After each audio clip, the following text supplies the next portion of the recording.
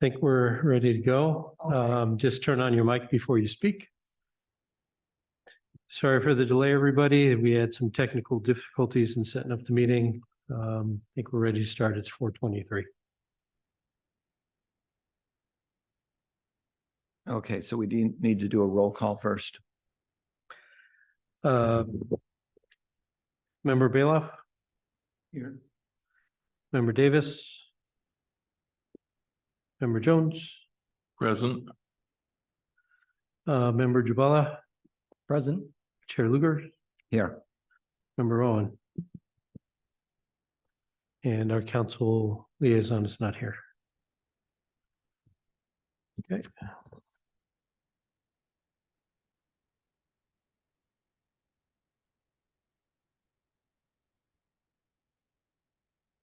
So, do you need a I copy just of got this? back from being out of town for 28 days and all my emails said, oh, you're signed out. Okay. So give me 1 minute. Because I had, let me find the agenda. Yeah. Okay. So, okay, I guess we can start with the first item, which is with the Pledge of Allegiance. Do we have a pledge on here? It's on the thing. Okay, well, we can do it. I don't have it on my agenda, but we can do it. Okay. All right.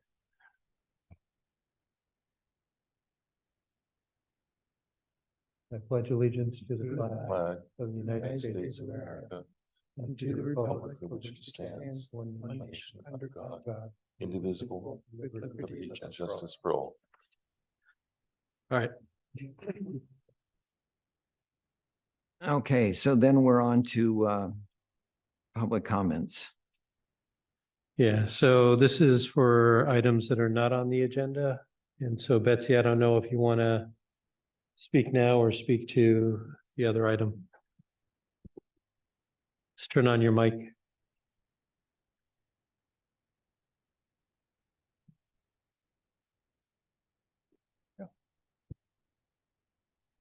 So, yeah, my name is Betsy Colby and, Can you speak into the microphone? Thank you. I'll hold it. So first I want to thank you for being on the Transportation Committee. I appreciate your time doing this. I happened to look at one of the items, on the agenda, but what it did was remind me of what I think is important to focus on Marsh Road. And I noticed it's not included in that other report. I feel like Marsh Road needs better access for pedestrians and bicycles. And I know it's a complicated jurisdiction there, but I'm hoping that it can be on your list somewhere to pay attention to somewhere down the line. I'm in Lindenwood and I often go down Marsh to either 101 or to the shopping center over there. And I feel like it's important for people on the east side of Menlo to be able to come over to, parks and schools over on this side. So I think it's a really important access route for people. And I get nervous whenever I see a bike or somebody walking on there because the shoulders are just really, really hazardous. So I wanted to encourage you to think about Marsh Road. Thank you.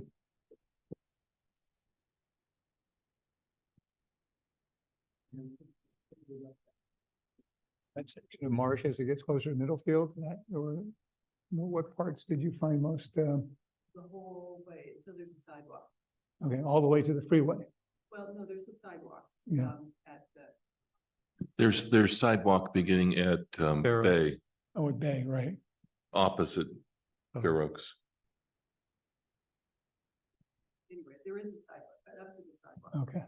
But the other issue is where you have a bike lane. Whether it goes over the canal or, so I know the design is complicated, but I'm sure somebody could fix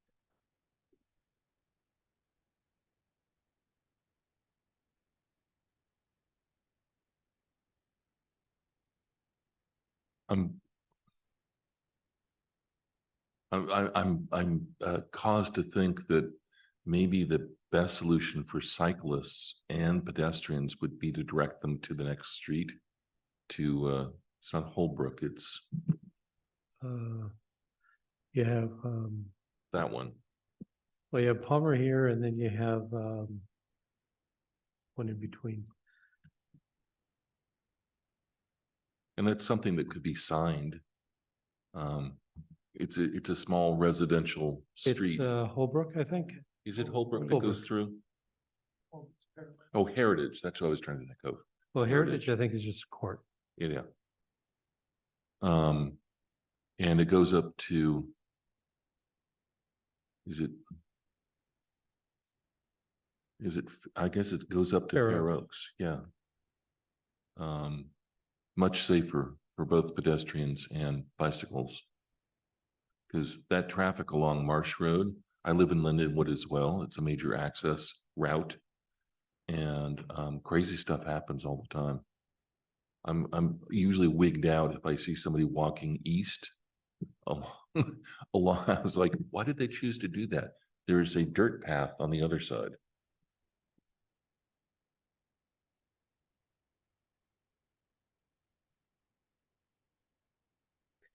If you're gonna speak, you need to do it into a microphone. Otherwise, people aren't gonna, yeah. Okay.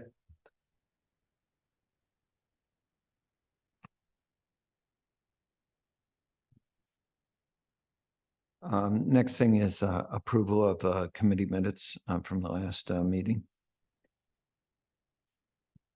Has everybody had a chance to take a look at those? Second. Okay. Do we need to have a formal vote or we can just go all in favor? I think, so was it Raymond, you seconded? I seconded.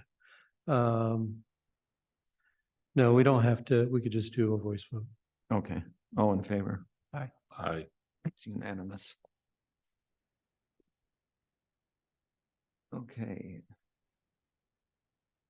Then we're on to the regular agenda, which is the local roadway safety plan update. All right, well, thank you. I don't know how much of the package you were able to get to and read. There's an effort being conducted right now by CCAG. And they are developing basically a countywide local road safety local LRSP, local road safety program. And they're doing it for the county as a whole, and for those jurisdictions that don't already have one, they are actually including jurisdictional specific information. We don't have one, and to qualify for certain grant funding opportunities, we need one. And so we've partnered with CCAG to kind of incorporate us along with a few of the other cities. And as one of their first items that they do is that they look at the total accident history throughout town for the last 5 years.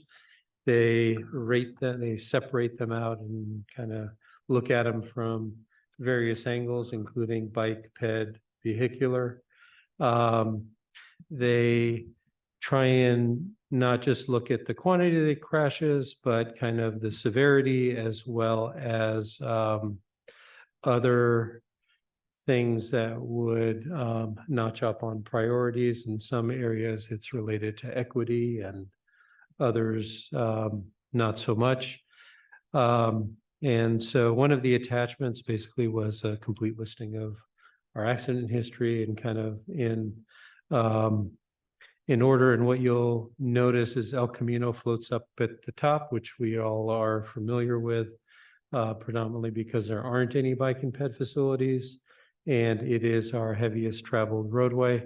But El Camino isn't really in our jurisdiction.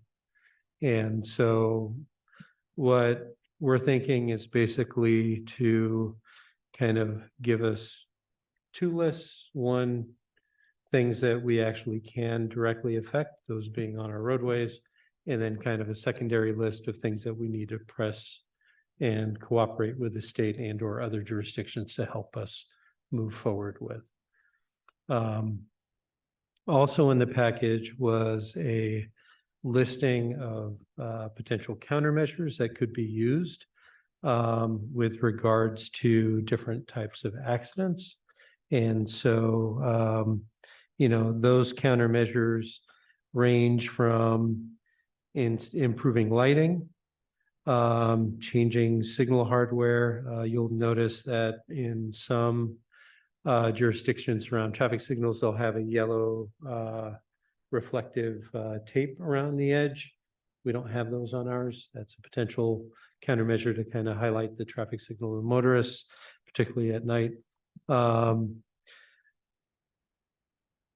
Raising medians, putting in bulb outs, restricting turn movements. Those are all potential countermeasures that go along with the different crash types. And so one of the questions by the consultant that's putting this document together is, are there any countermeasures that we aren't interested in?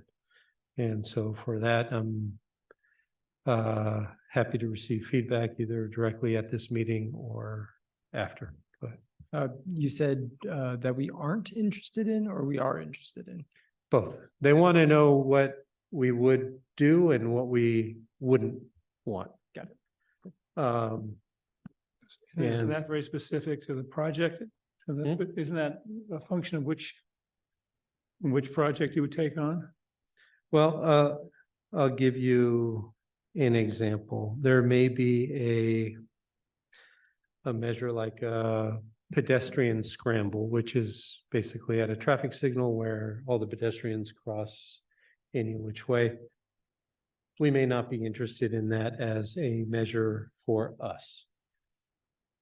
And so that's kind of what they're asking. Are there things that we don't want them to look at for us, or just contextually, I guess, is the way to look at it. But, and that would also include El Camino Real. It can, or it can be for the town. These are the things that we don't. Right. Okay. So I'm not sure I understand why we would want to exclude anything at this point. What's the advantage to us of excluding options? They're just asking the question. Okay. A scramble, for example, is something you see in Downtown area. down San Francisco, Right. where there are a lot of pedestrians who need to make that diagonal. We don't have anything like that.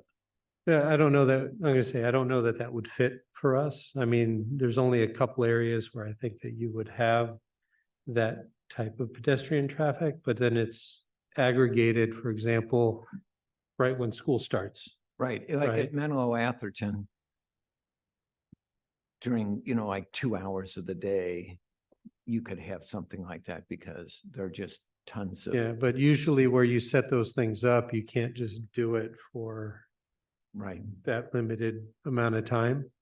And having traffic in the morning stop for that amount, I mean, we have to be cognizant of each one of these countermeasures.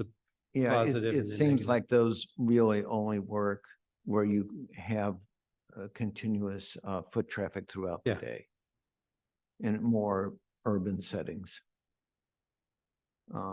So I looked at this and what's the prioritization of intersections, the one that's in green and white. Uh-huh. And I just went through the number of total crashes, and almost all of them are what's it called?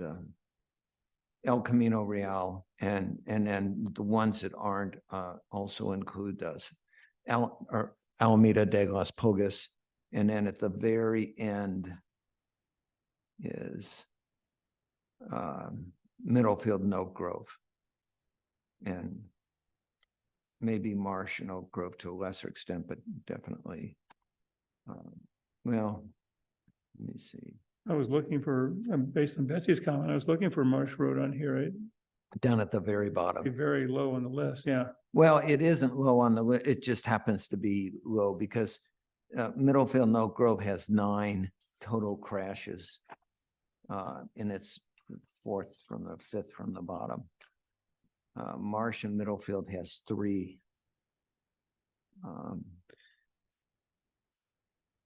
I was curious. Columbia Ave was not familiar to me. Is that actually in Atherton or is it across from Atherton? That's actually unincorporated county. And so there are a few intersections on here that are unincorporated county, or call it a shared intersection, like on Valparaiso. Hmm. We own half the street, but the side street that comes in is in Menlo Park. And so there are going to be a few streets like that. So for example, El Camino Real and Fifth.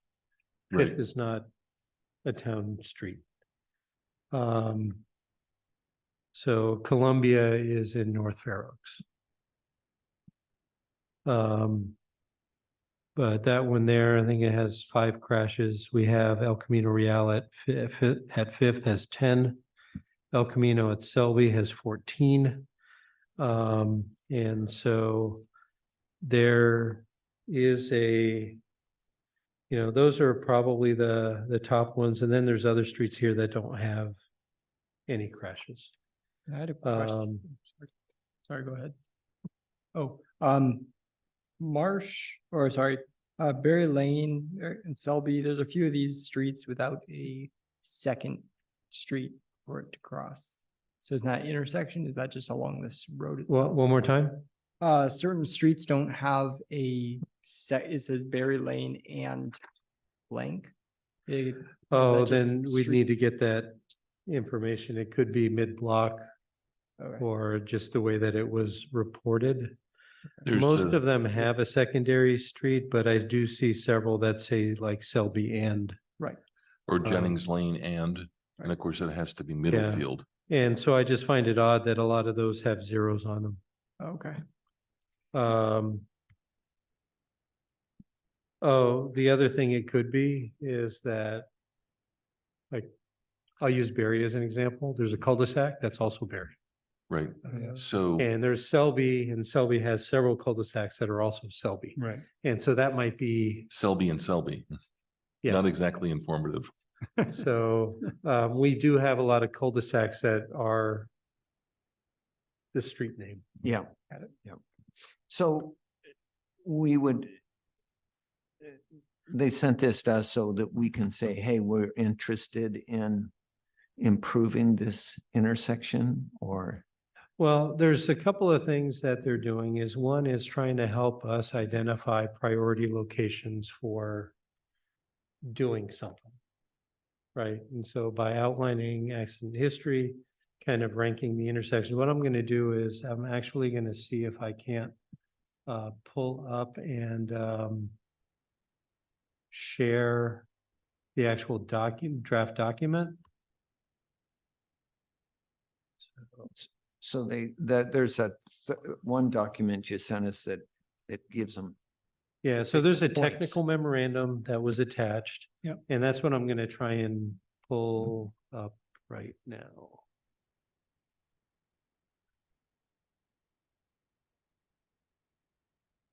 Yeah, the only one that I see on that isn't El Camino is Middlefield and Oak Grove. Although it has Okay, substantial so give me number a of second, cars. it's popping up on the screen. Yeah. And so basically, the team is looking for feedback. For example, agencies may prefer to remove all intersections on a state highway. Or alternatively, what I'm suggesting is that we don't eliminate them, we just deprioritize them because there's less that we can do. Yeah, We can remove locations that don't have any accidents because there's nothing to look at. But so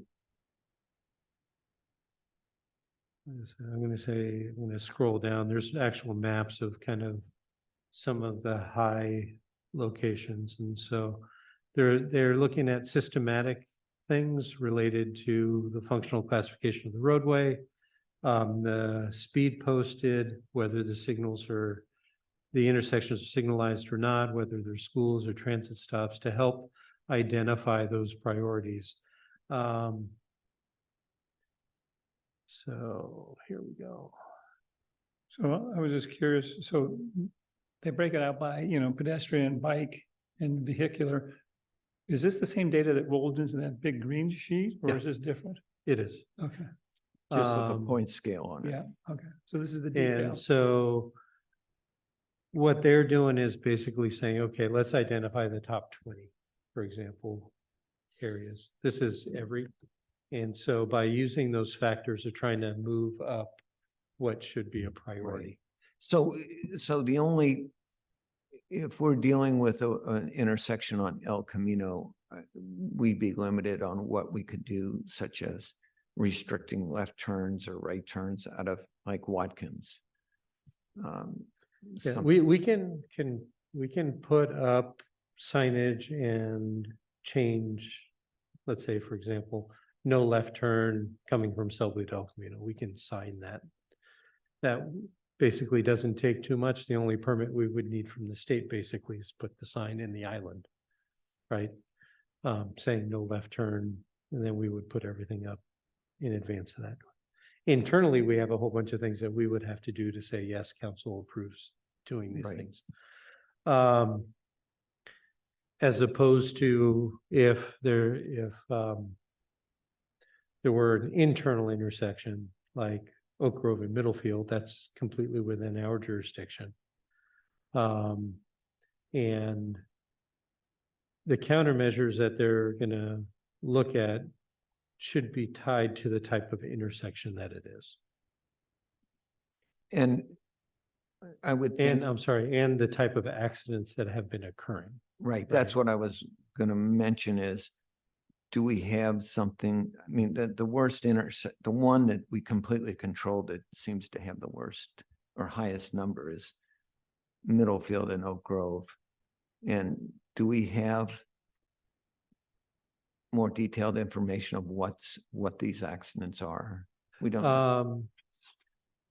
We can get that. The other item that I did ask the consultant, and I haven't looked to see if I've gotten a full answer yet, is in the last few years, we did bikeway improvements on Middlefield. And the crash history, has it gone down since that? Right.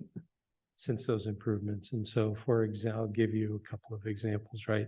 So we put buffers in certain areas along Middlefield Road, so that hopefully reduces the likelihood of a bicycle crash. We put in the RRFB at Glenwood. And so I don't think that we had much of a pedestrian accident history, but that hopefully would have reduced that number, or maybe there aren't any since the improvements have been done in certain areas. Yeah. And so that's kind of the thing that we need to get a little more clarity on. And with Middlefield and Oak Grove being kind of at the top of the list, it's something that we definitely need to get more information on.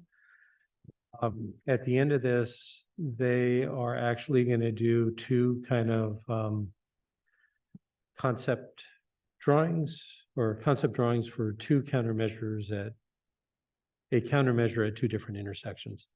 And so we would be selecting which ones those are, and it's likely with Middlefield and Oak Grove being at the top, the fact that it's there right next to a school, that it's got bus stops, et cetera, that's going to be probably one of the ones that we're going to ask for.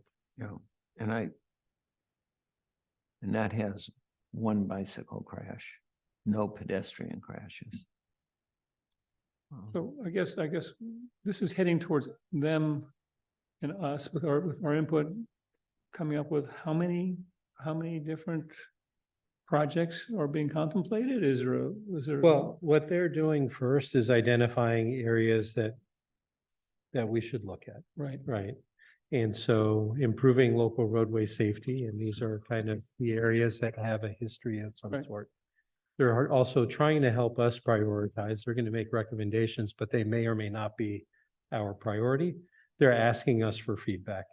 And so in that regard, what I'm suggesting is that that our priority for us should be our streets that we have full Definitely. control over. Yeah. Right.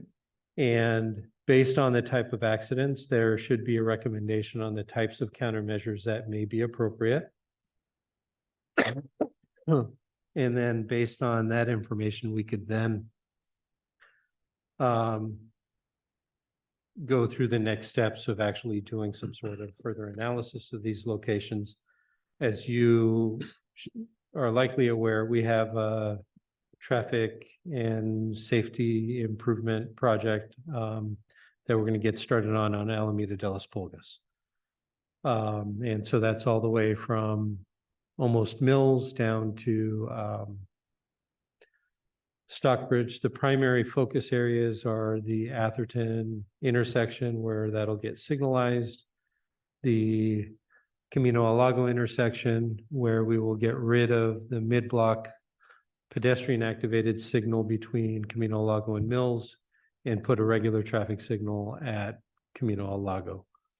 In addition, we're going to look at what else we can afford in that project, whether that's things that improve the bikeway and bicycle safety. As you know, we've had at the last meeting, there was comments about that. And then separately from that, we also have another project that we're supposed to be working with the county on to put in the rapid flashing beacons at Stockbridge. And so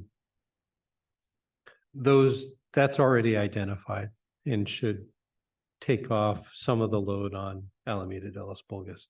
If there's other things that are recommended on Alameda, we can certainly look and see whether or not we can tack that into that project or not. I also had a question, Robert. I look at Lane Place and Middlefield Road. And it had 3 bike crashes.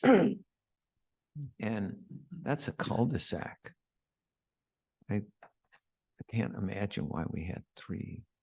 Or is it just a general location? I think that's probably the closest location. Okay. That's what I'm thinking. It's just somebody along there. There was an accident. Okay. And so like I said, the good news is that if there are particular locations that are highlighted, we can ask for the accident history at those locations, either directly from PD or through the consultant.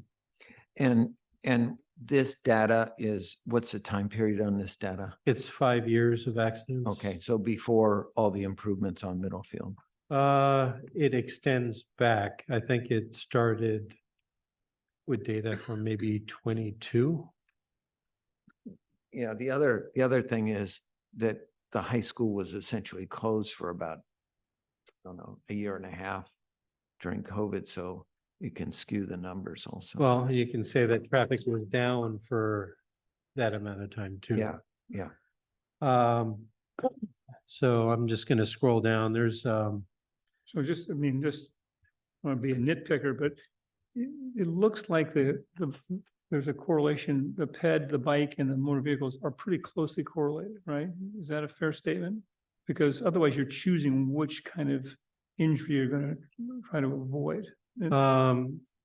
they are using some factorization in Right. terms of trying to help prioritize. Yeah. The real issue is that if you have a lot of pedestrian accidents, the countermeasure that you're going to use is going to be pedestrian related. Yeah. Yeah, and so that's kind of one of those measures that we need to make sure that we're looking at is, okay, predominantly, what are the accidents? Are they speeding related? Are they right-of-way violations? Are they, I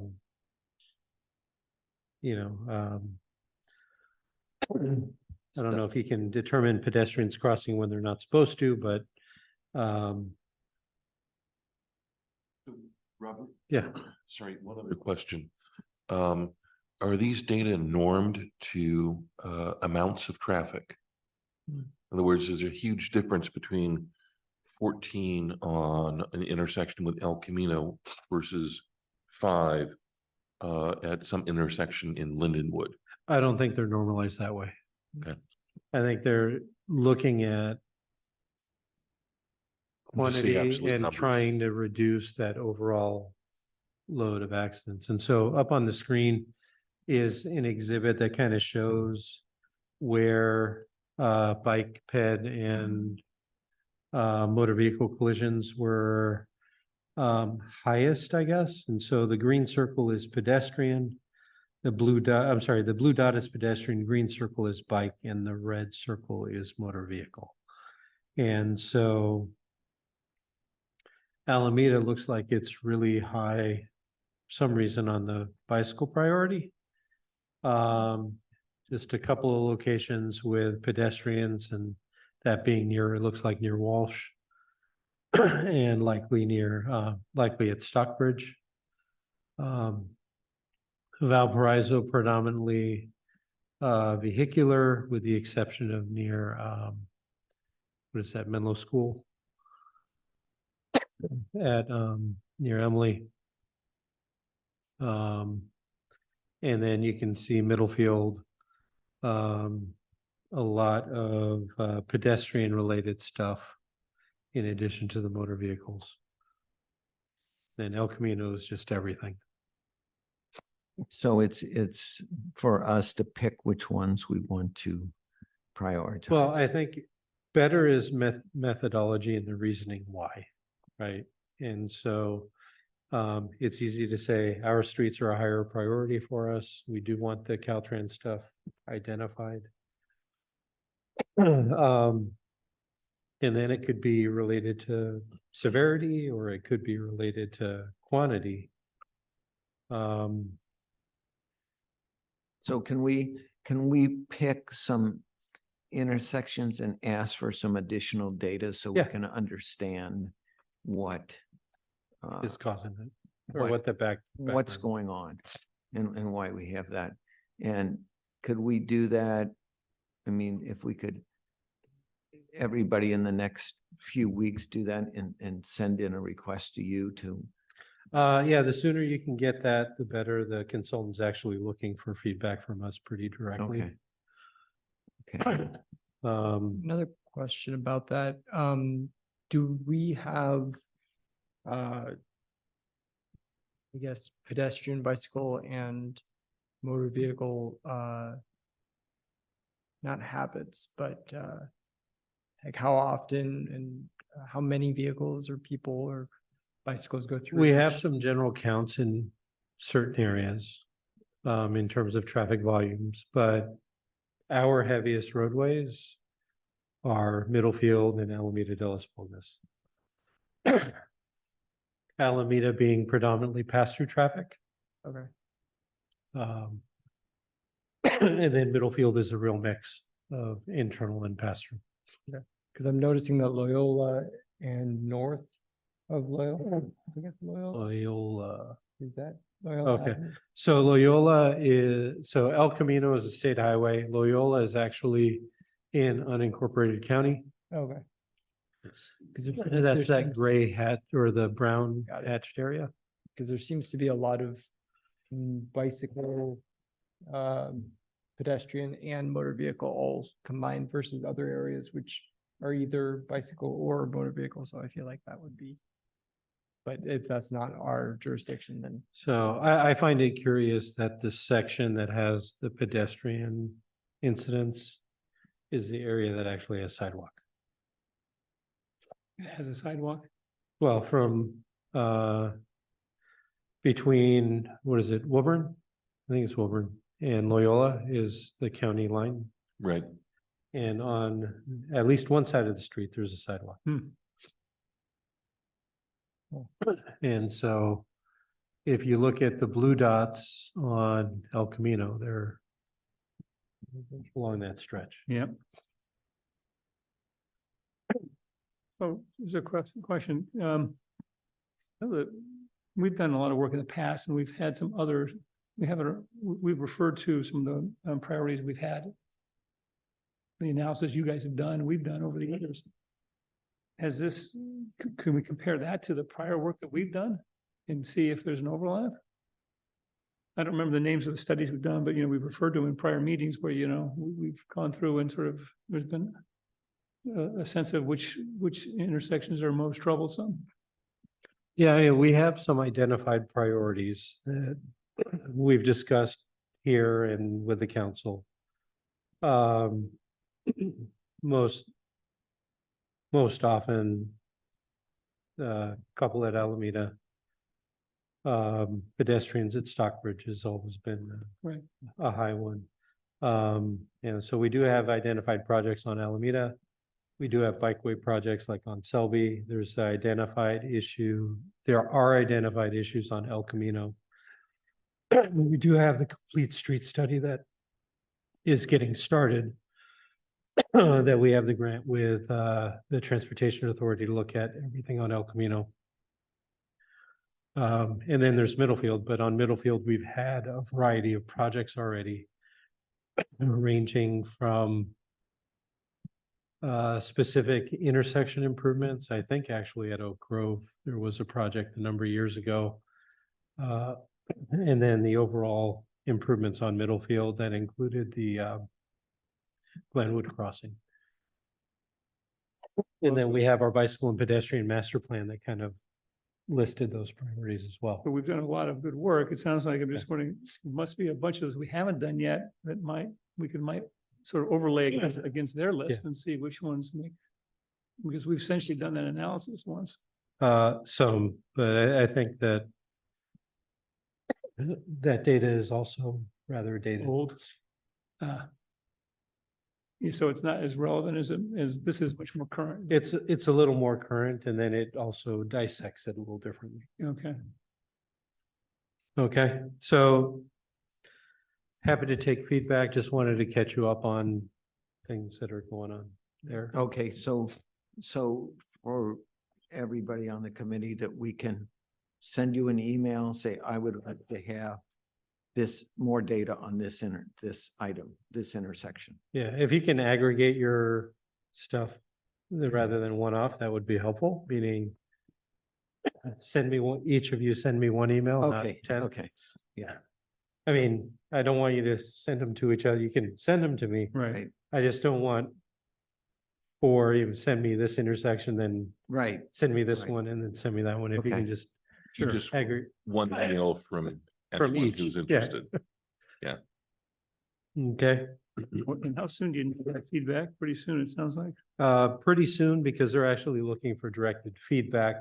And so if you need information to help provide some comment, then Okay, And we do should that. restrict our answers to non-El Camino places. 'cause I think El Camino is valid, because what if all these accidents are caused by a left turn from one of our streets onto El Camino? Got it, okay. Like That's one of Toby the- has a lot of accidents. And Yeah. are these during school time, or are they all left turns onto El Camino and stuff like that? So That's the data you want to, extra data that you want to see, time of that's, day yeah, right, and right. directionality. right. okay. Okay, so we can go to if everybody's finished with item A, local roadway safety plan update, we could go to slow speed school zones guidebook. Okay, so attached to your package was this document that was worked on by San Mateo County Safe Routes to School and the County Office of Education. And basically, they are developing this guide to help municipalities and schools kind of look at what potential countermeasures or calming measures that can be used in the different jurisdictions to improve safety around the schools. Some of these measures correspond with a couple of the other countermeasures. Some are quick build test things, others are more elaborate improvements. They all range from narrowing lanes or putting in speed humps, putting in chokers, roundabouts, rapid flashing beacons, and other measures. But I do want to bring to your attention that I think we talked about this at least in the Transportation Committee and maybe with a Bike and Ped, is that there was a change, I don't know, maybe about a year or so ago on speed laws that allows for an additional reduction of speeds in certain zones. Right. Those are in downtown commercial zones. 500 in, feet from the school, something like that. in a zone 500 feet from a school, and then also adjacent to, I think, senior communities or something like that. These require legislative action by the jurisdictions. The streets have to meet certain criteria and they have to meet those findings. The only ones that we would really qualify for would be around the school zones. There was a conversation as to whether or not we want to reduce them in those areas or not. More and more jurisdictions are adopting reduced speeds in school zones. It used to be, sorry, down to 25 miles an hour. Now it's down to 15. So for example, over in Selby, we we talked about Selby and the improvements over there. Is that still a 25-mile-an-hour zone? It is right now. It's all, I mean, all of our streets, the minimum is 25 miles an hour. Yeah. So we can reduce speeds down to as low as 15 in the areas around schools. We were approached a while back by Menlo Park that wanted to reduce speeds around a few schools. But they have parts of streets and we have parts of streets. It doesn't make sense if they reduce and we don't. Right. The county is now also looking at it. And so, for example, Ringwood may be a street that they are looking at. They own Ringwood, we don't. But we have, for example, Edge, that it may make sense to reduce the speeds around Edge where I think it's lower at the Laurel School to tie in with that. And so that way, that whole area is reduced. Robert, let me, Encinal is another example. Selby is another example. so the restriction then is limited physically to some area around a school. Is it normally limited by time of day? It is limited by, I'll use those magic words, when children are present. Yeah. Right, they're gonna be signed, it's school, it'll have the yellow school on top, the lower speed. And when children are present. This isn't an action item, it's just something to think about. We may put it on a future agenda. But So a lot of our what's the stuff- downside, a lot of people don't like to slow down. That's a problem, but I'm struggling to see why this is not a good thing. well, as I said, it's being selective on the streets that you do it on. So Yeah. for example, are you gonna do it on Alameda next to Las Lomitas? You're gonna do it on Yeah, that's a little tougher. Yeah. Valparaiso? Is that Right. Sacred Heart or Menlo? You got the whole stretch, Yeah.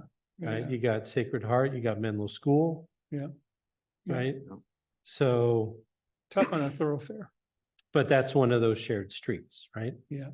Encinal's a little easier, but do you do it? Yeah, I'm assuming that it's more gonna be on the Encinal side rather than the Middlefield side. Oak Grove is probably not a bad idea either. Yeah.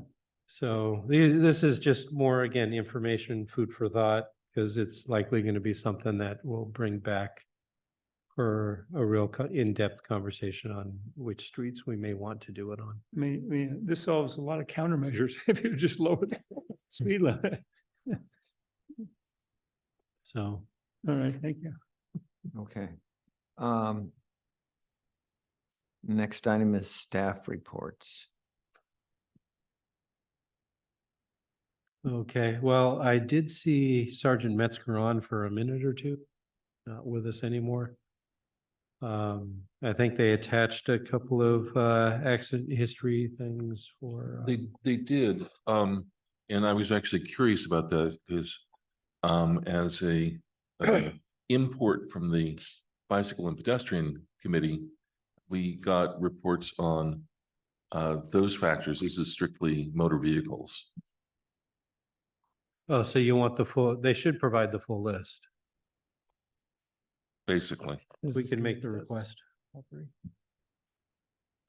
They seemed pretty consistent in terms of the volume of tickets they were writing. And I'm not sure what that means, but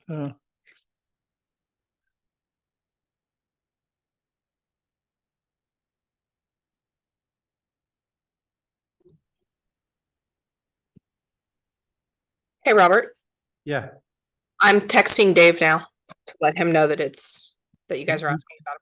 He's in the waiting room. Oh, is he? Okay, great. oh, great, I'll invite him. There we go.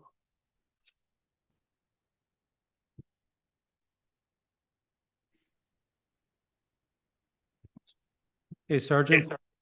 Yeah, sorry, and our next meeting is staff reports, and then I dropped my connection. So I apologize. Mr. Murphy at work again. I'm luckily enough, I had a quick connection back.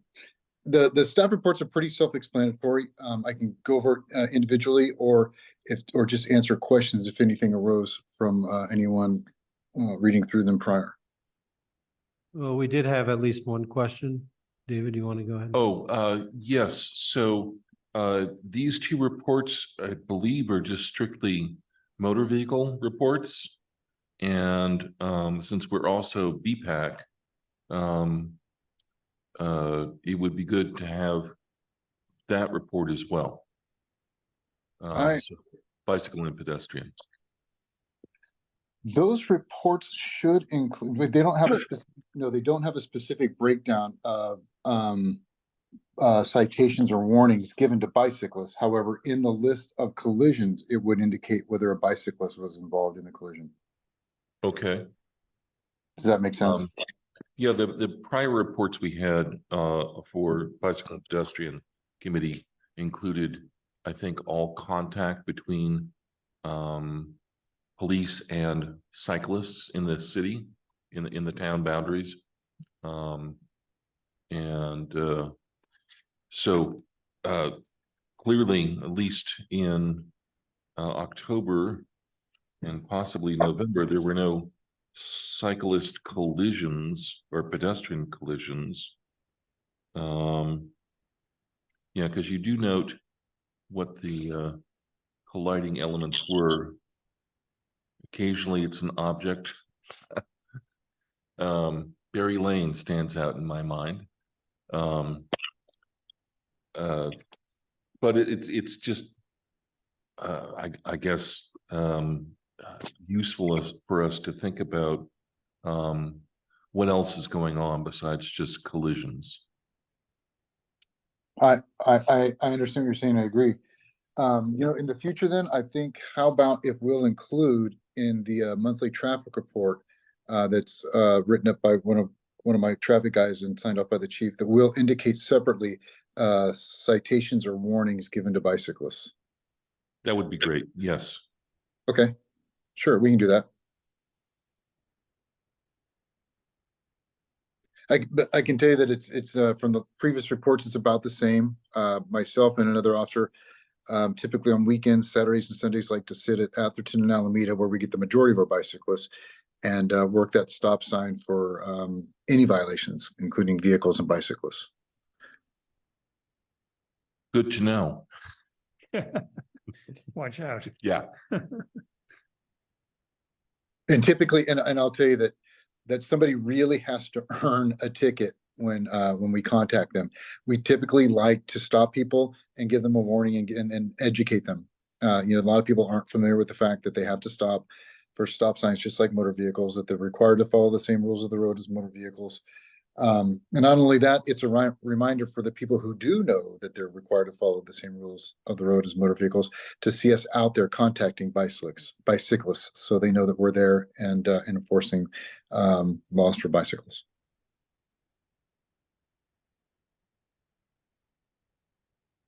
Object lessons always stick harder than book lessons. Yes, they do.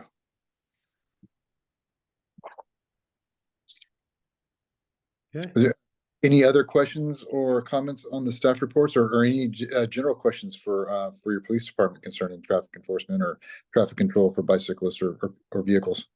Well, I mean, if you have any thoughts on sort of general trends you're seeing out there, you know, if there's any, uptick or anything that you would comment on that has changed over the last few months? Not in particularly. We're at a slow return to pre-COVID traffic congestion. It's just been more and more, we're not to where we were before COVID as far as congestion is concerned. You can move around a little bit more freely than you could before then, but it's the increase in traffic is constant, but at this rate, at this current time, I've noticed it appears to be slow. One of the things that was discussed a little while ago, though, was the speed limit is for 15 miles an hour, and I know that there was some discussion about it'd be kind of difficult to do that on the Alameda, and also on Valparaiso as well. But even if you lower the speed limit on Encinal to 15 miles an hour during school, while children are present, and that pretty much indicates about an hour before school starts to about an hour and a half, maybe even a couple of hours till after school is over, depending on if there's sports or after school activities. So that's a long portion of a day to reduce the speed limit on Encinal to 15 miles an hour from essentially halfway between Laurel and Middlefield all the way to Middlefield. And I think if we do that, we're going to end up pushing vehicles onto Glenwood or Watkins. And as we know, those intersections, unlike Encinal, don't have traffic control signals at either end at Middlefield and El Camino. So then we're going to get a lot more vehicles that are waiting in line to make a left turn, going to get a little hustly to do it, and we might see an increase in collisions if that's something that we consider. That's a good point. That is a good point. I have to think to myself though, depending on where you're coming from and where you're going, and some knowledge of traffic patterns, whether or not most people would be dissuaded from going up Glenwood or Watkins. The intersection at Watkins is such a mess from about 4 o'clock on, maybe even 3:30 on. I avoid Watkins like crazy. Yeah. And even if it takes another 60 seconds to traverse Encinal from El Camino to Middlefield, there's a light there that can save you. Right. And that's why I say if once we reduce that speed limit on Encinal, I think we'll end up pushing more people onto Watkins and Glenwood. I can see that. Once or twice, maybe. Can I ask about your observations with teenagers on e-bikes? Because, typically when we see a teenager, going to MA or one of the other schools, if they're on a regular bike, they're going fairly slow, but they get on an e-bike, they're doing 20 miles an hour. At least 20. Yeah. And I've come close to hitting them because they didn't even slow down for a stop sign. Right. They are unrestricted for kids. In other words, you don't have to be 16 years old to ride an e-bike. You don't have to have a learner's permit to ride an e-bike or a driver's license. So you've got, 10, 11, 12, 13, 14-year-old kids out there riding these e-bikes. Some of them, they're supposed to be restricted to like 19 miles an hour, but they all go online and there's a cut around to reduce the governor on them. And those bikes will really do without a governor close to 30 miles an hour. So, and I'm seeing these kids and, how do you get radar on a kid on a bike? You don't know if they're going faster than the speed that they're supposed to. It's difficult. And I really hope that the state of California takes a serious look at allowing, kids without any knowledge of the rules of the road to be out there scooting around on those things. And does the police department have any plans to try some educational programs at schools? We've done some bicycle rodeos recently. We did one at Menlo Atherton High School. a few months ago, and all of that includes bicycle safety. But again, we got mainly small kids out at something like that. You know, one of the things that we're looking at doing in the future moving forward is every school has its own individual police officer as its school resource officer, minus the dedicated officer at Menlo Atherton High School. And I think that we're probably one of the duties that we're going to have them incorporate in going out and just visiting and saying hi to the kids is talking about bicycle safety and rules as far as the electric bikes are concerned. Well, I mean, to David's point, I mean, tracking this going forward, I think would be important, so we know what the data looks like. Yeah. Yeah, I mean, you see them in they're like pelotons too, you know, school lets out and then you'll see like 20 of them comes ripping down the street, heading downtown Menlo Park, and it's not pretty. Yeah. When I'm on a bicycle, I avoid that whole scene. It's Yeah. scary. Yeah. It's too random. It's Yeah. unpredictable. Yeah. I did have a question about the recent rains, first rains, if there's been any increase in accidents due to the weather conditions, I guess. That's a good question. You know, typically the first rain of the season is the slipperiest. You've got oils and grease that have built up all summer long, and you add a little water to it and it becomes really slippery. We managed to make it through our first decent rain last week, about a week and a half ago, without any collisions, or at least without any reported collisions. So I think we skated by on that. But yes, as winter rolls through, we get an increase in collisions.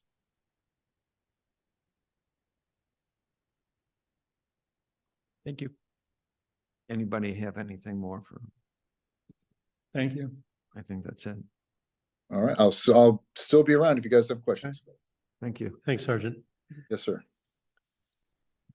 So now I wanted to ask about a couple things. We discussed this Selby Lane bicycle plan. What's the next step in that? The consultant's working on the design. I just contracted with a new project manager to help me oversee that.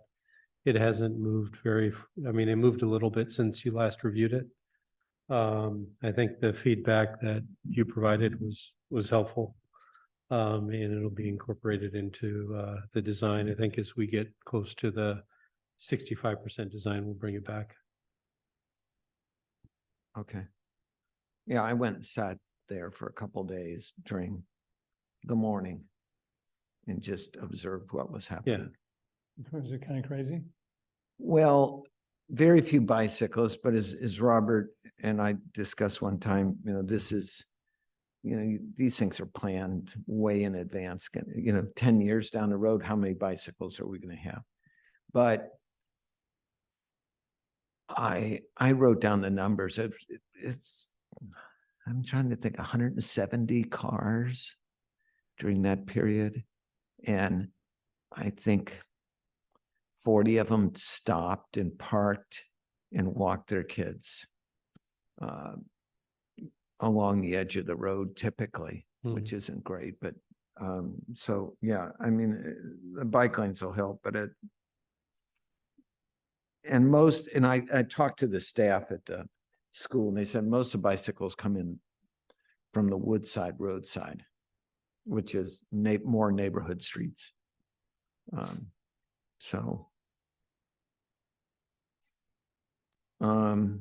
And then the other thing, I know at least probably two of us are going to be gone I'm gone for the January meeting.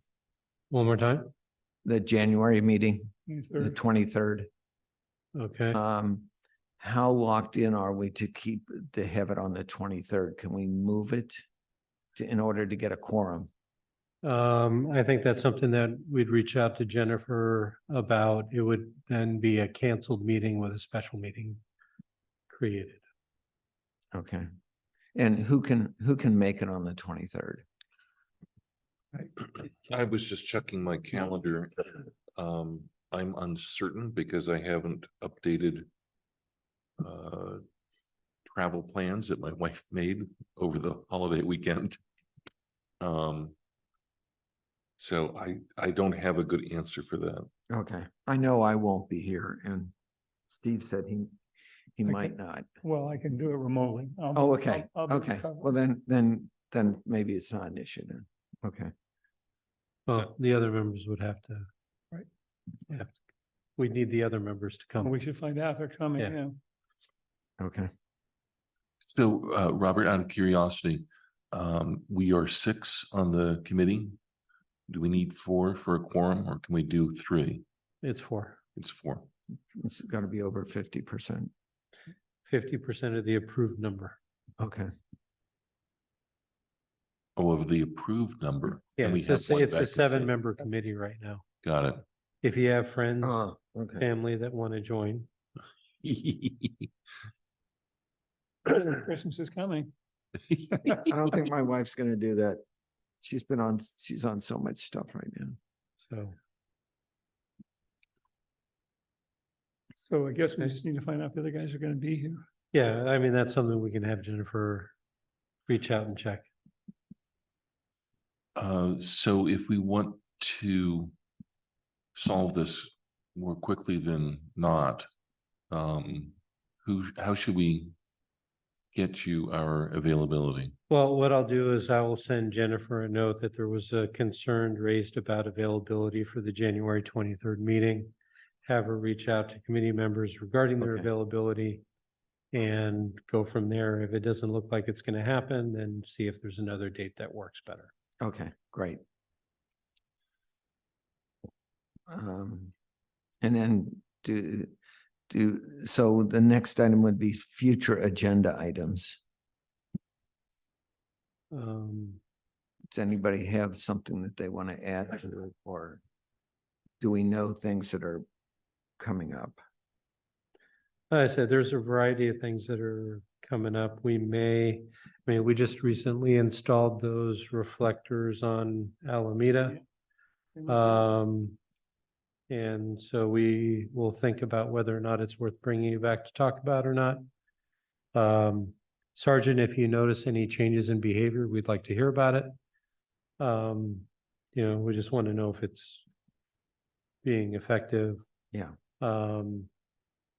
You're aware of the markings on Barry. I don't know exactly what our timing is going to be on installation, but notices were mailed out to the residents. So, I mean, things are moving along. And then hopefully by our next meeting, we'll have some updates on a couple of projects to share with you as well. Could we get I don't know, 1-year review of collisions or happenstances on Marsh Road, just so that we can touch on that? Yeah, I was going to ask whether or not we want to agendize what Stephanie brought up. Well, let's send the information, and then if there's a conversation to be had. And then just from a staff update perspective,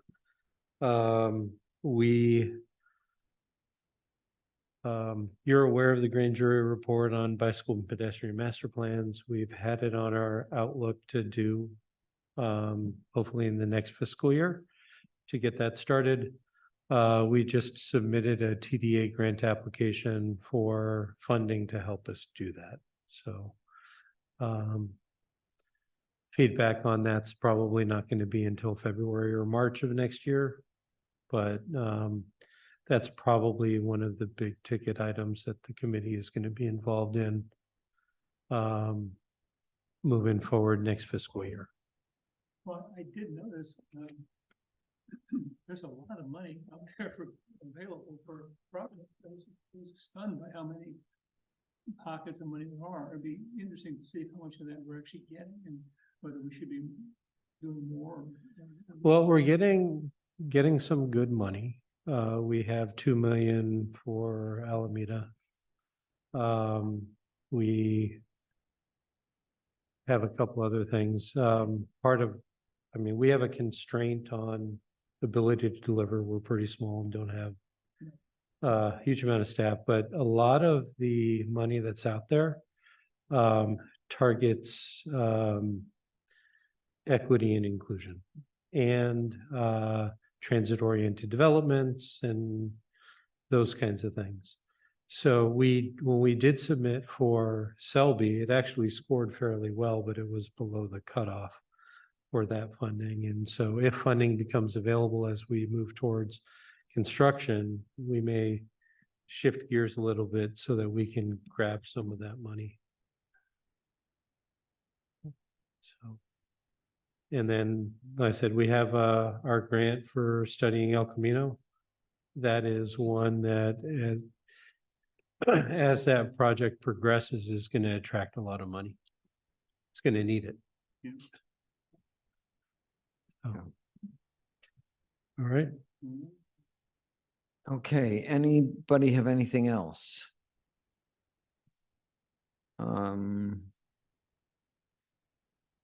Then I'll move to adjourn the meeting.